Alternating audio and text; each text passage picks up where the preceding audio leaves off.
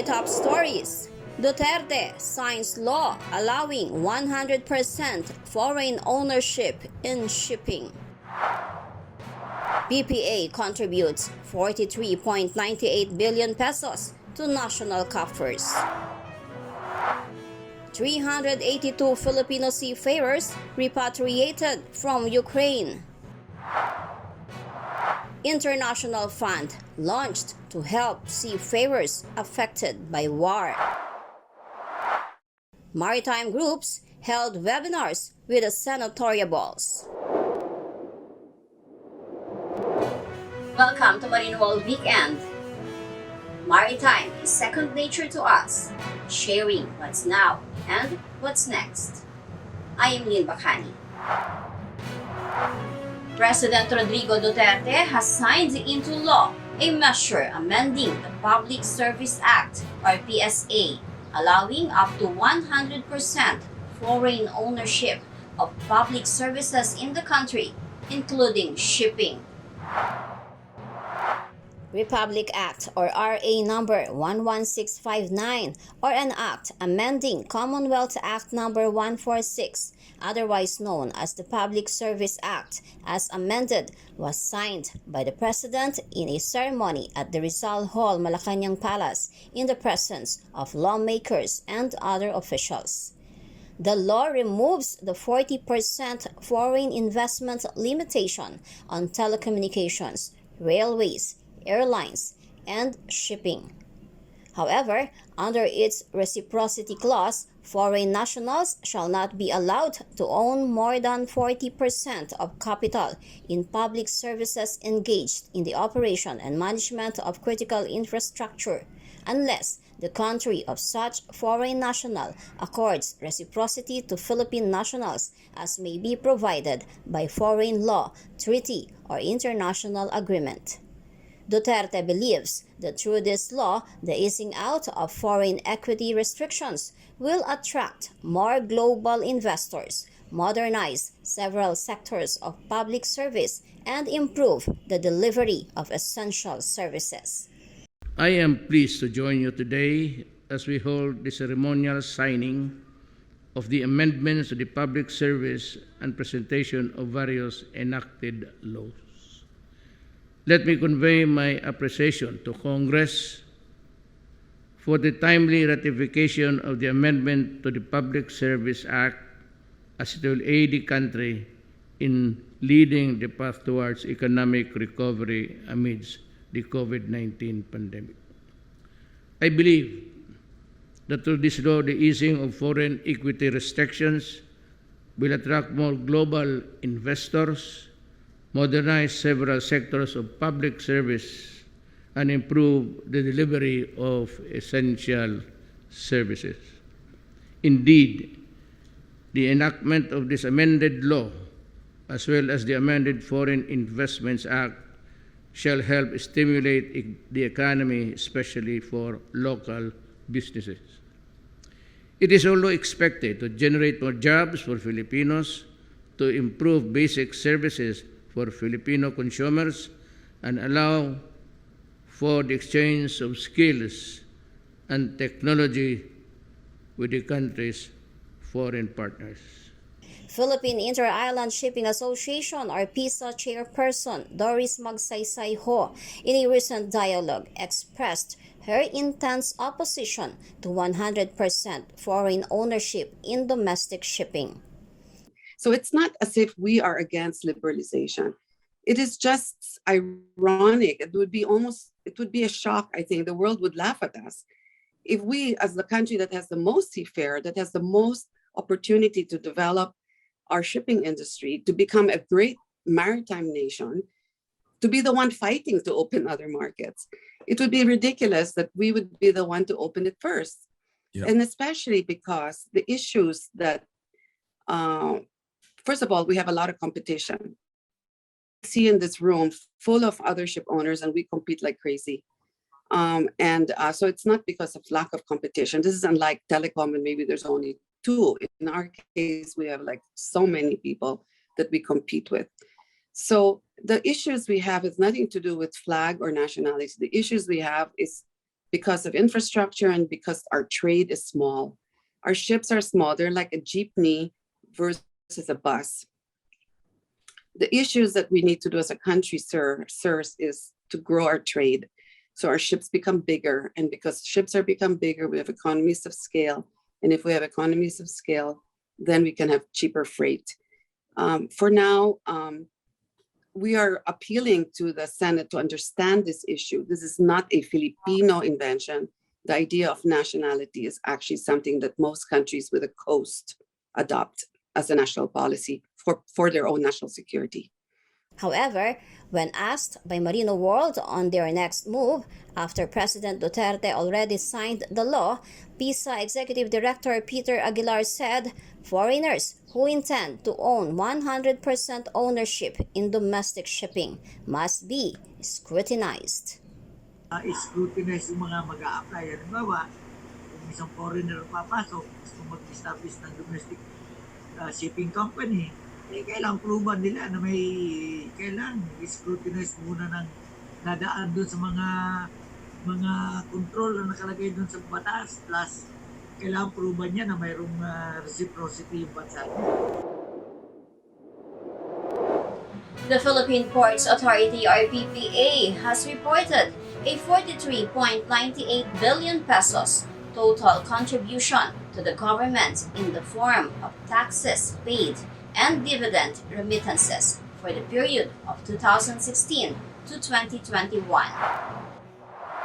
The amount is 12.93 billion pesos or 41.64% higher compared to the total contribution paid to the government from 2010 to 2015. Transportation Secretary Arthur Tugade remitted to the Department of Finance the dividend payment amounting to 4.08 billion pesos, representing 60% of PPA's 6.79 billion pesos net income for the year 2021. The amount is 8.5% higher than what PPA remitted last year.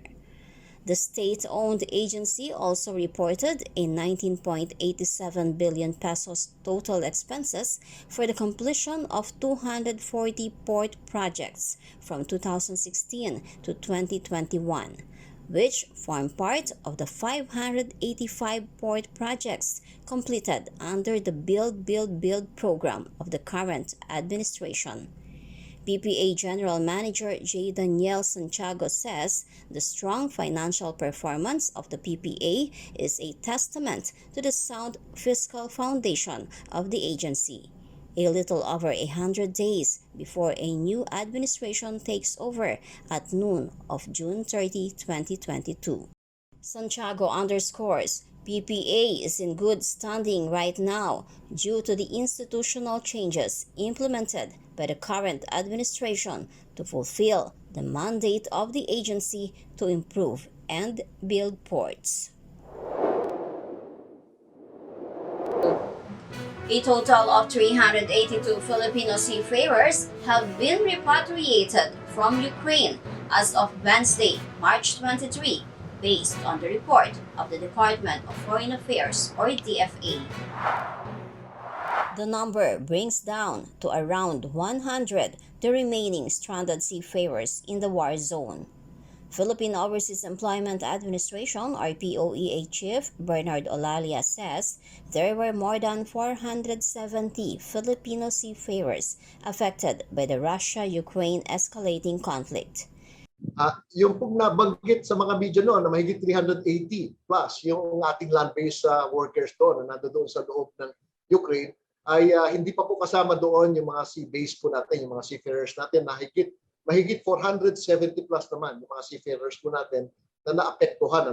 At doon po sa huling datos ng DFA nga, halos mag-400 na, 370 or 80 plus yung fully repatriated na naalis na natin sa conflict zone.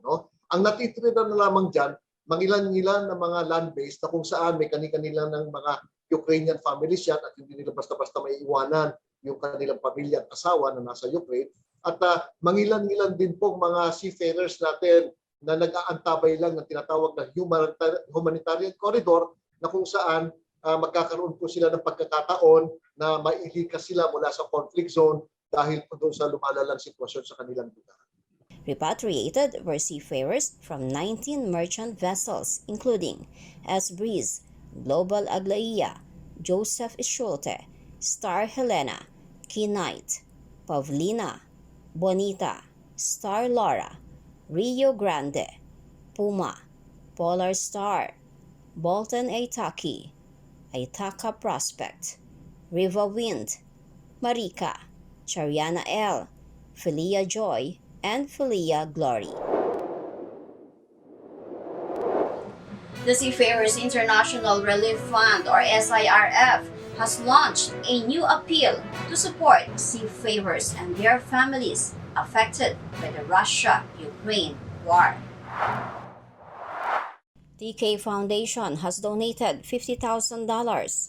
Initial grants have been made to the International Seafarers Welfare and Assistance Network, or ICE1, and the Welfare Fund of the Ukrainian Marine Transport Workers Trade Union, MORTRANS, to provide immediate financial support to seafarers and their families impacted by the crisis.